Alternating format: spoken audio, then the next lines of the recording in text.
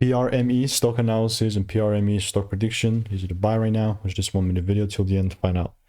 Looking at Prime Medicine, I appreciate the 25% bullish, increase in Friday wise. I'm not sure if I have previous receipts on Prime. I have like one result that's showing up in the Discord. I'm not like the most bullish guy here that's ever been, like you can see beforehand, even my idea was sell side. We just kind of tickled the low, which kind of sucks. Oh, actually, like it did clear the lows out. I mean, you can see this wick here. That's Gucci. And since that delivery, you can see here's the proof of me calling it out. Turned out to be like a plus 3R.